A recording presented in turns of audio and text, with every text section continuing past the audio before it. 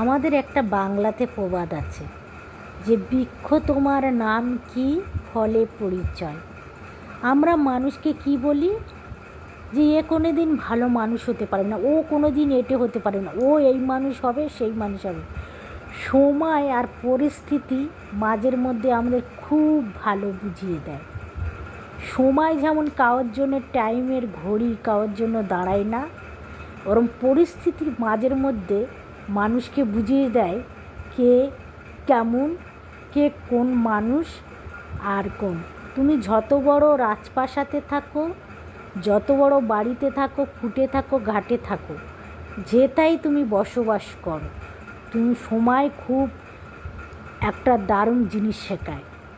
তো আমাদের এটাই শেখা উচিত যে আমরা কিভাবে ভালো থাকবো, কিভাবে। অনেক সময় আমাদের মানুষ খুব মনকে ভেঙে দেয়, মনকে নাড়িয়ে দেয় যে আমরা কোনো দিন ভালো মানুষ হতে পারবো না, সেই সব মানুষের পায়ের জুতোর তলায় থাকবো, আমরা সারা জীবন ভিখারি হয়ে থাকবো, তারা সারা জীবন বড় লোক হয়ে থাকবে। এইসব নোংরা অমানুষদের থেকে সবসময় দূরে থাকুন, ভালো থাকুন। তাদের কথা শুনে কষ্ট দিও না, কষ্ট পেও না। জবাব না দিতে পারলে চুপ করে থেকে তুমি তোমার লক্ষ্যের পথের দিকে লক্ষ্য করো। জবাব তার কর্ম তাকে সময় হলে ঠিক দেবে। আর তুমি তোমার অতি সেই অপমানের কথা মনে রেখে আর দূরের দিকে তাকিয়ে সিঁড়ির ধাপে ধাপে উঠতে থাকো।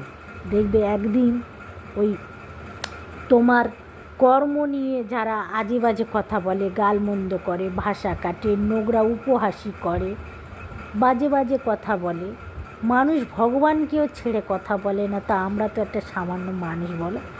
আমরা আজ আছি কাল নেই, কিন্তু ঈশ্বর সবসময় থাকবে। আমরা যখন ঈশ্বরের প্রতি প্রেম, ভালোবাসা, পুজো আস্তি, গান, জপ, ধ্যান করি, আমাদের দেখবি অনেক আত্মীয় স্বজন, বাড়ি পাড়া প্রতিবেশী গেটি সে অনেক উপহাসি করে, অনেক বাজে বাজে কমেন্ট করে, অনেক বাজে বাজে কথা বলে করে।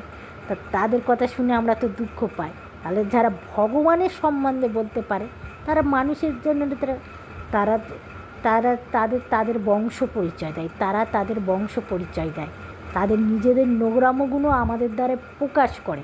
আমাদের মতন লক্ষ লক্ষ মানুষকে তাদের কথা শুনে কষ্ট পেয়ে ঈশ্বরকে কোনো দিন ভুল বুঝে দূরে সরে যাবে না, ঈশ্বরকে আর বেশি করে আঁকড়ে ধরবে। ঈশ্বর জবাব সময় দিয়ে দেবে। সবসময় সব জায়গায় জবাব আমরা দিতে পারি না, আমরা সাধারণ মানুষ, বা সবসময় সব জায়গায় সব কিছু যতই পাওয়ারফুল হোক যায় তা মাঝের মধ্যে কর্ম তাকে জবাব দিয়ে দেয়।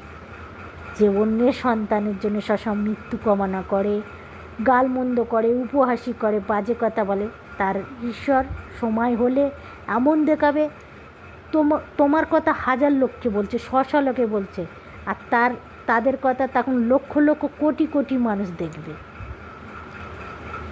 তাই না? তাই জন্য আমাদের সবসময় লক্ষ্যের পথে রোকাও।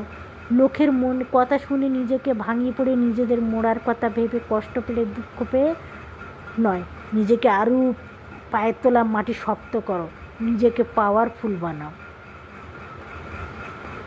একজন অপমান করেছিল যখন কষ্ট, যখন 10 জন অপমান করছে কষ্ট হয় 20 জন, আর তুমি একদিন 600 হাজার লোক তোমার কাছে মাথা নড়তে হবে।